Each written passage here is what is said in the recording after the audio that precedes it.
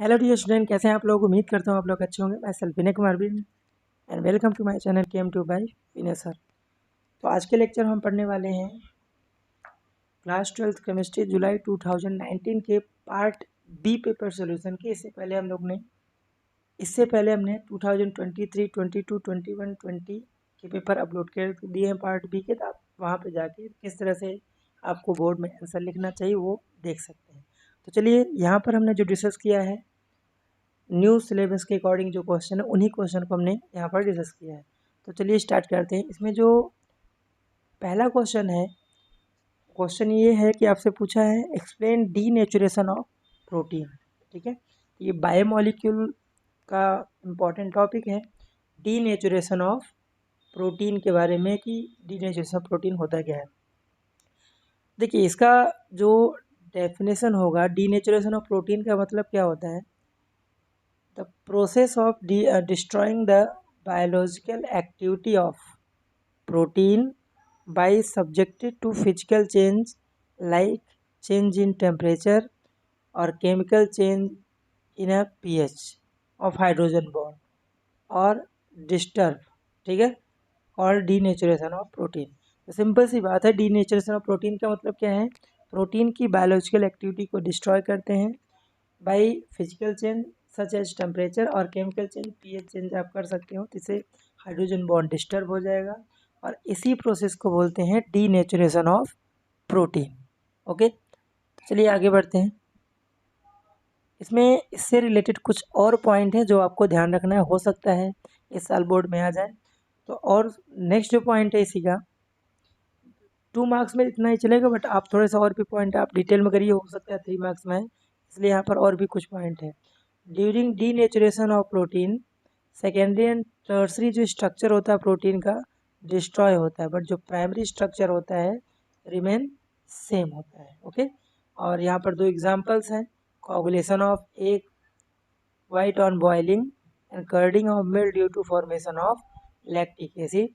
ये डीनेचुरेशन और प्रोटीन से रिलेटेड कुछ पॉइंट्स है जो आपको ध्यान रखना है। ओके, इसी में जो सेकेंड क्वेश्चन है, क्वेश्चन ये है क्लासीफाई ऑफ एमिनो एसिड को क्लासीफाई करना है, ये भी बायोमोलिक्यूल का ही है और इसमें आपको डिफाइन करना है एमिनो एसिड क्या होता है, non essential amino acid and second one is essential amino acid. तो यहाँ पर जो नॉन एसेंशियल एमिनो एसिड होता है, क्या लिखा है, amino acid which can be synthesized in body called non essential amino acid. जो हमारी बॉडी में क्या होते हैं, सिंथेसाइज्ड हो जाते हैं। ठीक है, नॉन एसेंशियल डेफिनेशन समझ जाइएगा उसके नेम से, जो हमारी बॉडी में सिंथेसाइज्ड हो जाते हैं उसको बोलते हैं नॉन एसेंशियल। एसेंशियल क्या होंगे, जो हमारी बॉडी में सिंथेसाइज्ड नहीं होते हैं, जो हम डाइट के थ्रू लेते हैं उसको बोलते हैं एसेंशियल एमिनो एसिड। इसके एग्जाम्पल इंपॉर्टेंट है, एटलीस्ट 1-2 एग्जाम्पल याद रखिए। ग्लाइसिन, एलिनाइन एंड सेरीन जो होते हैं नॉन एसेंशियल के एग्जाम्पल्स हैं। एंड एसेंशियल की अगर बात करें एग्जाम्पल में, तो वेलिनिन, लाइसिन एंड हिस्टिडाइन ये हैं एसेंशियल एमिनो एसिड के एग्जाम्पल। नेक्स्ट हम बात करते हैं सेक्शन बी क्वेश्चंस है, ये है न्यूमेरिकल। ठीक है, सॉल्यूशन चैप्टर का ये न्यूमेरिकल है और क्वेश्चन का PDF आपको डिस्क्रिप्शन लिंक पे मिल जाएगा। 2023 से 2019 तक जितने भी पेपर हैं उसका PDF आप क्वेश्चन से डिस्क्रिप्शन से डाउनलोड कर सकते हैं। ठीक है, तो क्वेश्चन नंबर 9 जो है, क्वेश्चन है find the degree of association X when 1 gram of benzoic acid dissolved in 25 gram of benzene having depression in freezing point 0.81 Kelvin, the molar depression constant for solvent 4.9 Kelvin kg per mole। ठीक है, तो सबसे पहले देखिए यहाँ पर जो given part है उस पर हम फोकस करते हैं। यहाँ पर जो W2 आपको दिया हुआ है 1 ग्राम, W1 जो सॉल्वेंट का वेट है 25 gram, delta TF depression in freezing point आपको दिया है 0.81 केल्विन और KF की वैल्यू बेंजीन का 4.9। ये जो वैल्यू है वो आपको क्वेश्चन में गिवन है। बेंजोइक एसिड यहाँ पर सॉल्यूट है, इसका मॉलिक्यूलर मास आप निकाल लेंगे, एटॉमिक मास का सम करके तो 122 आएगा। तो सबसे पहले हमें क्या निकालना है, आई की वैल्यू आपको कैलकुलेट करना है। तो आई की वैल्यू निकालने के लिए एक डिप्रेशन इन फ्रीजिंग पॉइंट का फॉर्मूला है, आपको फॉर्मूला याद होना चाहिए, delta T F equal to I K F into W2 upon into 1000 upon M2 into W1। सारी वैल्यू आप पुटअप करके आई वैल्यू यहाँ से निकाल सकते हैं। और कभी भी ध्यान रखिए, कभी भी न्यूमेरिकल सॉल्व किए तो वैल्यू यहाँ पर मत रखिए, पहले जिसको निकालना है उसको एक साइड, बाकी सबको एक साइड। उसके बाद जब वैल्यू रखेंगे तो गलती होने के चांस कम होंगे। तो यहाँ से आई की वैल्यू है 0.504 आई की वैल्यू है ना। अब डिग्री ऑफ एसोसिएशन आपको निकालना है, तो डिग्री ऑफ एसोसिएशन का फॉर्मूला होता है 1 minus I N upon N minus 1। Association case में हमेशा डाइमर बनाना, एन की वैल्यू 2 ले लीजिए और यहाँ पे वैल्यू पुट कर देंगे, तो आपको जो मिलेगा एक्स की वैल्यू 0.992, परसेंटेज एसोसिएशन निकालेंगे तो 100 से मल्टीप्लाई कर देंगे तो 99.2% यहाँ से आपको आंसर मिल जाएगा। ओके, चलिए आगे बढ़ते हैं। क्वेश्चन नंबर 11 में आपसे क्वेश्चन ये पूछा है, explain mechanism of SN1 reaction. तो SN1 और SN2 में डिफरेंस आप एटलीस्ट करके जाइए। आप डिस्क्रिप्शन से SN1 SN2 के वीडियो लेक्चर देख सकते हैं, वहाँ पर लगभग मैंने 10-12 पॉइंट डिस्कस किए हैं। 3 नंबर में एटलीस्ट 6 पॉइंट आपको लिखने इंक्लूडिंग मैकेनिज्म। ठीक है, चलिए SN1 को हम बात करते हैं। इसमें SN1 में 2 स्टेप होते हैं। सबसे पहला स्टेप होता है फॉर्मेशन ऑफ कार्बोकेटायन, इसमें टर्ट ब्यूटाइल ब्रोमाइड। ठीक है, यहाँ से ये CBr बॉन्ड ब्रेक होगा और कार्बन यहाँ से सेकेंड कार्बोकेटायन फॉर्म करेंगे, वो भी टर्सरी। ठीक है, इसका हाइब्रिडाइजेशन sp2 आएगा और इसका हाइब्रिडाइजेशन sp3 होगा टेट्राहेड्रल से प्लेनर ज्योमेट्री। स्लो स्टेप होता है और स्लो स्टेप डिटरमाइनिंग स्टेप होते हैं। ये आपका फर्स्ट स्टेप है। ओके, और अगर बात करें हम सेकेंड स्टेप की, तो आपको जो कार्बोकेटायन मिला है, ठीक है, सेकेंड स्टेप में ध्यान दीजिए, जो कार्बोकेटायन मिला वहाँ पर क्या न्यूक्लियोफाइल जाके अटैक करेगा OH और आपको प्रोडक्ट बना देगा। तो यहाँ से क्या होगा, ये रेशमी मिक्सचर फॉर्म करेगा। फ्रंट साइड से भी जा सकते हैं और बैक साइड से भी अटैक कर सकता है। फर्स्ट स्टेप होता है और यहाँ से आपको टर्ट ब्यूटाइल अल्कोहल मिल जाएगा। ओके, चलिए और भी देखते हैं इसमें जो पॉइंट्स हैं इससे रिलेटेड SN1 से। इसमें SN1 reaction occur in polar protic solvent. Polar protic solvent का मतलब ये है कि ऐसे सॉल्वेंट जिसमें H+ रिलीज कर रहे हैं। दूसरा point is also known as unimolecular nucleophilic substitution reaction. और ऑर्डर ऑफ रिएक्शन क्या होता है, tertiary, secondary, primary and then methyl halide होता है। ओके, तो ये अगर 3 नंबर में तो एटलीस्ट इतने पॉइंट आपको लिखने हैं। चलिए आगे बढ़ते हैं। क्वेश्चन नंबर जो 30 आपको दिया है उसमें आपको विथ फॉलोइंग रिएक्शन, आपको नेम रिएक्शन है एल्डिहाइड कीटोन कार्बोक्सिलिक एसिड का, Wolff Kishner Cannizzaro and Hell Volhard Zelinsky reaction. तो उल्फ किस्नर जो रिएक्शन होता है इसमें क्या होता है, कार्बोनाइल जो ग्रुप होता है ना, उसको हाइड्रोजन के साथ रिएक्शन कराते हैं। तो यहाँ से क्या निकलता है, यहाँ से निकलता है, ठीक है, ये चीज़ यहाँ से निकल जाता है वाटर। वाटर यहाँ से माइनस होगा,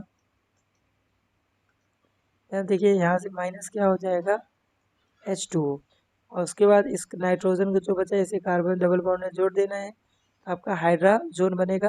देन इथाइलिन ग्लाइकोल KOH के साथ कराएंगे तो N2 साइड में, और ये हाइड्रोजन जाके यहाँ जुड़ जाएगा, तो यहाँ से एल्किन बनेगा और नाइट्रोजन।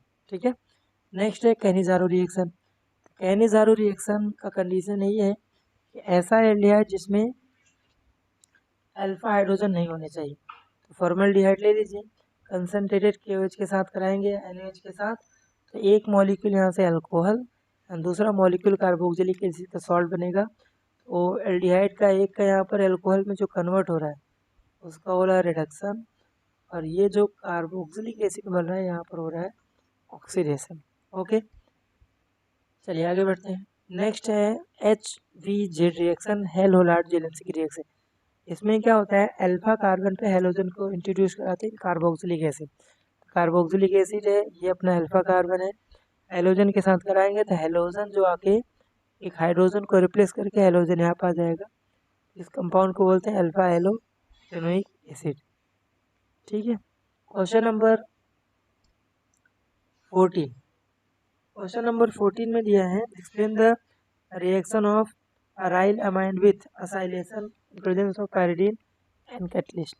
असाइलेशन रिएक्शन आपने पढ़ा होगा, ठीक है। असाइलेशन रिएक्शन में क्या होता है, primary secondary aromatic amine react with acid chloride anhydride या फिर एस्टर कॉल्ड असाइलेशन, ठीक है। यहाँ से आप क्या ले सकते हैं, प्राइमरी अमाइन ले लीजिए। तो यहाँ से देखिए ये आपका एनिलीन है, यहाँ से HCl आप निकाल दीजिए, तो जो चीज़ बचा उसको यहाँ ज्वाइन कर दिए, वही आपका प्रोडक्ट होगा, है ना। नेक्स्ट जो रिएक्शन इसमें दिया है, reaction of aryl amine with ethyl iodide. Ethyl iodide के साथ रिएक्शन कराएंगे तो यहाँ से क्या होगा, हाइड्रोजन एक रिप्लेस होगा और ये जाके यहाँ जुड़ जाएगा, है ना। उसके बाद यहाँ पर HI का रिमूवल हो जाएगा, N इथाइल एनिलीन बनाएगा और फिर से कराएंगे रिएक्शन तो यहाँ से NN डाई इथाइल एनिलीन बनाएगा, ठीक है। एक तरह से ये आपका मोनोलिसिस रिएक्शन है जो आपने पढ़ा होगा। तो नेक्स्ट जो क्वेश्चन है इसमें सी पार्ट, एनिलीन से आप हाफ में कार्बाइल अमाइन रिएक्शन करा दीजिए, आपको आइसोसाइनाइड कंपाउंड मिलेगा जो कि फिनाइल फॉल स्मेलिंग होता है और इसके साथ 3 मोल KCl and 3 mole water form होगा। ये रहा सेक्शन बी के, हमने ए एंड बी डिस्कस कर लिया। बात करें सेक्शन सी में जो कि 4 मार्क्स के यहाँ पर क्वेश्चन बनते हैं, ठीक है। तो सेक्शन सी में जो क्वेश्चन है वो है इलेक्ट्रोकेमिस्ट्री से, ठीक है। इलेक्ट्रोकेमिस्ट्री में जो इसमें 2 पार्ट हैं और करके दिया है। जो फर्स्ट है इस तरह के क्वेश्चन अभी नहीं आते हैं, जो कि आपको NCERT में न्यू सिलेबस में इस तरह क्वेश्चन मिलेगा नहीं।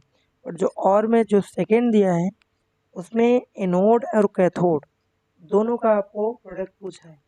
तो आपको NCERT में एनोड के प्रोडक्ट वाले ऐसे कोई क्वेश्चन नहीं है, आपको हमेशा कैथोड पे क्या अमाउंट डिपॉजिट हो रहा है या कितना मोल आपको मिला है, इस तरह का क्वेश्चन है। तो हम बी पार्ट के क्वेश्चन एक बार देख लेते हैं। क्वेश्चन है how many gram of copper and what volume of oxygen gas will be obtained when 18.4 ampere electric current is pass through electrolytic cell of copper sulphate for 1 hour and 42 minutes between graphite electrode at 298 Kelvin temperature and 1 bar pressure। Efficiency of cell 75% आपको atomic mass दोनों का दिया हुआ है, ठीक है। तो चलिए देखते हैं फटाफट। टाइम आपको दिया है 1 hour 42 मिनट। तो टाइम को ध्यान रखिए हमेशा सेकेंड में लेकर चलिए और सबसे सिंपल तरीका है, पहले आप टोटल मिनट निकाल लीजिए। तो 1 hour में 60 मिनट एंड 42 मिनट, टोटल कितना हो जाएगा 102 मिनट। इसको 60 से मल्टीप्लाई कर देंगे तो आपका ये टोटल सेकेंड जो बनेगा 6120 सेकेंड। आई की वैल्यू आपको क्वेश्चन में दिया है 18.4 एम्पियर। फटाफट यहाँ से क्यू आप निकाल लेंगे, क्यू इक्वल टू IT होता है, तो आपको यहाँ से कूलम आएगा, ठीक है 112608 कूलम। तो क्यू की वैल्यू यहाँ से आ गई। अब आते हैं हम लोग